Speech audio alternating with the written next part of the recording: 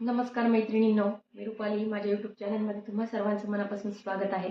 तर मी आज तुम्हाला एकदम भन्नाट अशी रेसिपी दाखवणार आहे. एकदम पौष्टिक अशी नाचणीचे मी तुम्हाला डोसे दाखवणार आहे. खूप पौष्टिक रेसिपी आहे आणि खूप छान लागते खाण्यासाठी पण, आणि काहीतरी युनिक रेसिपी आहे ही. तर चला बघूया.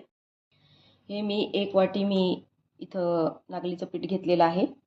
हे मी डायरेक्ट आयतं पीठ, रेडीमेड पीठ आणलेलं आहे. तुम्ही नागली आणून दळून घेऊ शकतात, पण मी रेडीमेड पीठ आणलेलं आहे.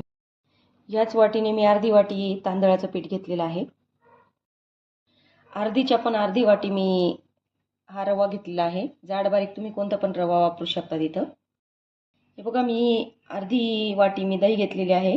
घट्ट दही ही तुम्ही ताक पण वापरू शकता. ताक जर वापरायचं असेल तर पूर्ण 1 वाटी ताक वापरायचं आहे. मी अर्धी वाटी दही घेतलेली आहे. मी इथं एक कांदा घेतलेला आहे, बारीक चिरून घेतलेला आहे, तो टाकून घेते.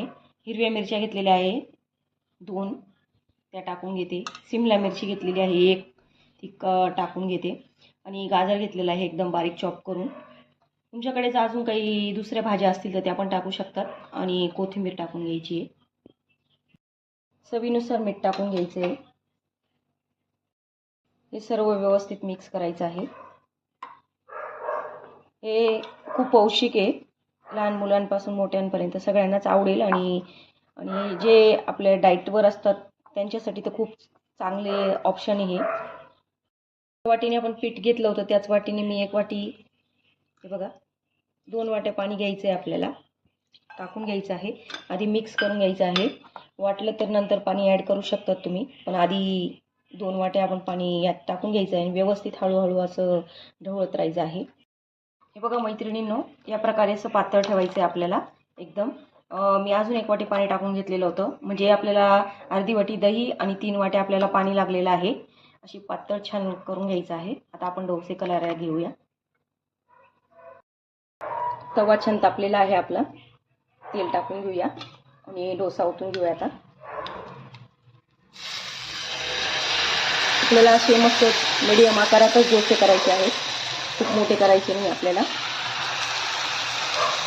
एका बाजूने छान डोसा झालेला आहे. आपण आता दुसऱ्या बाजूने शेकून घेऊया छान. थोडंसं तेल टाकायचं आहे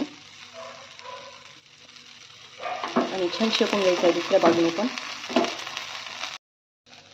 छान आपला दोघं बाजूने मस्त असा डोसा शेकून झालेला आहे. आपला डोसा रेडी झालेला आहे.